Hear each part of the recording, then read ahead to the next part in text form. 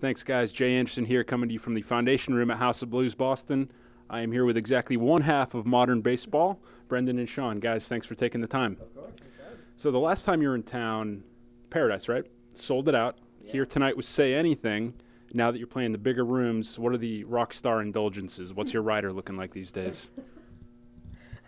Our rider is pretty much the Hasn't same changed. it's always been, yeah. There's Um, Coke Zero on it. Coke Zero, a case of cheap beer. We like Jameson. Jameson, yeah. We love fruit platters a lot. We like cheese platters, and that's it.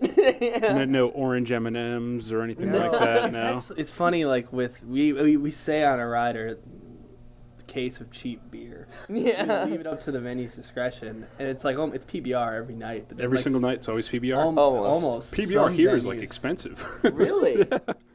It's what the kids are drinking, so the price goes up.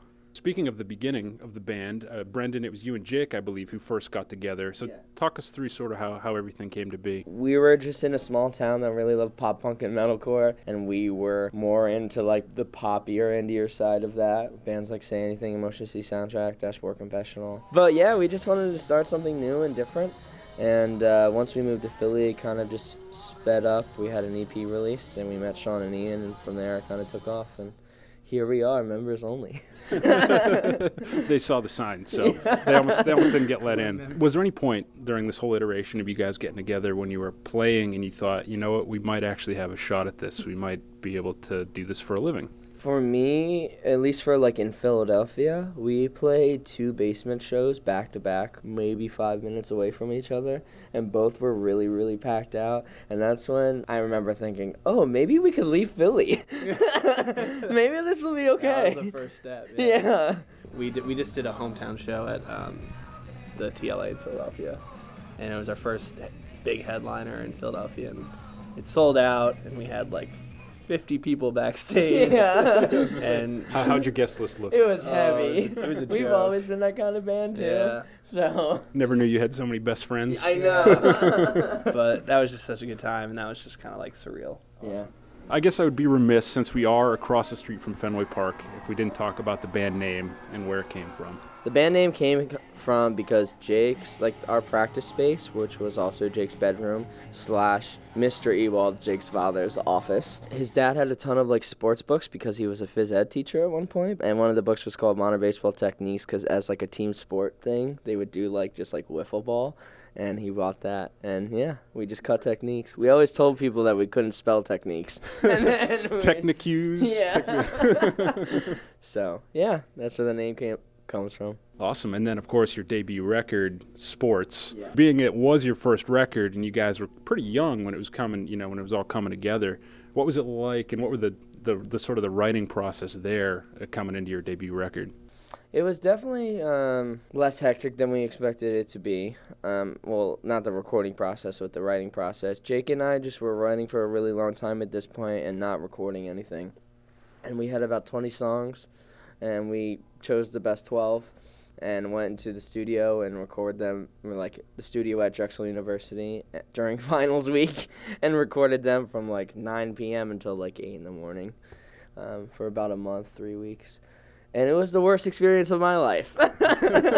How'd you do on your finals, though? Pretty good. Obviously, that record was very well received. You got a ton of gigs at it. But I think You're Gonna Miss It All sort of put you guys really on the map and took you to the next level. I can't help but think with the album title, was there a little bit of a trepidation about the sophomore slump, or did that come from somewhere else? I brought up the album title to make fun of Jake because, yeah, it's actually a joke on Jake. Friends like these, huh? Yeah, we were watching the fireworks one night, and it was like one of our first times living in our house in Philly when all of us lived there together. And we were watching the fireworks at the art museum, and the finale's about to happen, and Jake goes, all right, I'm going to go blow my nose. And then everyone's like, you're going to miss it all. And I was like, oh, gosh. Yeah. So as far as, you worked really hard to get where you are, obviously. How do you approach the business side of modern baseball? Is that something you're very hands-on with, or is it something that you kind of consider a 4-letter word? We started out extremely hands-on. Everything was DIY, and we've kept it a lot like that, but also in a sense that the people we started working with from the beginning also rose with us. Yeah. So a lot of our team we've had from the beginning. So it's kind of funny to us that they're all professionals now. And they all wear suits and like. It's a very relative term. Professional. Yeah, exactly. But so it's been that nice combination of the both, where it's, you know, we trust the people and we know they know what they're doing, but they're also our friends and, like, you know. And they know us so well, so most of the time they know our decision before we would. So you talk about work, and you guys, you know, when I was doing a little bit of research, you do a ton of interviews, you do a ton of meet and greets, you're always on, you know, your socials, interacting with your fans. At what point, or have you gotten to the point yet where this is becoming work now, where it's, okay, I've got to go on Facebook, or I've got to do this, got to do that? I think we occasionally look at it as like, oh, I have to make sure I post this before the show. But I don't know if we ever look at that side as much as work. I think we've kept it lighthearted Yeah. throughout the entire time. So even when people are going to do an interview, like, they know not to ask us serious questions because they're not going to get anything good out of us. Everybody seems to try to lump you into a genre, and it's almost like they're making up terms by the end of it. It's, you know, I've heard pop punk indie emo indie core punk, and it's are there any of those, I guess, two-part question, that you just absolutely can't stand, and then how would you yourselves describe the band and the music? We definitely have shined away from the pop punk thing. That scene's been so welcoming to us. So I don't think we hate anything a lot. Christian Holden of The Hotelier called us anti-pop, and I was always like, that's kind of cool. See, that belongs on a T-shirt somewhere. Yeah. There you go. And that one would be like $17, not 15. Yeah. I think the case is, you know, pop punk or emo or anything that starts getting used immediately starts becoming a joke. Yeah. So much that the bands who are lumped into that make T-shirts making fun of that, making fun of themselves. So the only way to have a cool one is to make up something like that. Yeah. It's a vicious cycle like that, Yeah. isn't it? It always is. There's no such thing as rock anymore. It's Yeah. unfortunate. We're just trying to be a rock band. The first time, I don't know if it was actually the first time, but you came to town, you played the Paradise with Bayside. Less than a year later, you're selling the place out by yourself. You're here tonight with Say Anything. I imagine it's not going to be much longer before you're selling out House of Blues. The question is, how much longer until you get across the street and are selling out Fenway? I'm waiting for that Dropkick Murphys tour. Yeah? Saying it right here. I want it. Ken Casey, if you're watching, which I know Ken. he is, because Ken He's loves on my messing. guest list. Yeah, there Yeah. you go. So Albar, we got Scruffy, we got everyone. Yeah, that's probably my favorite part of all the like text messages, the group text today about guest list. Reading all those, I was like, great way to wake up.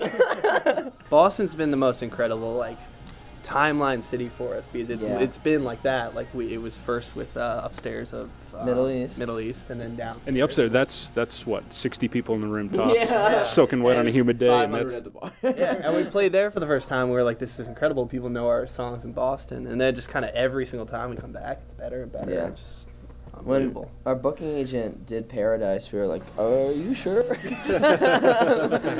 they have a basement or something? I don't know? Yeah. So speaking of, you know, kind of what's next for you guys, what is on the horizon? Another record? You're going to stay on the road for a little bit? We've been holding off on telling people for a while, but we just started playing a new song. We recorded a new EP that we will be releasing sometime shortly. And we're definitely writing for a new record, but haven't recorded or have any plans to record anytime soon. But we'll continue touring.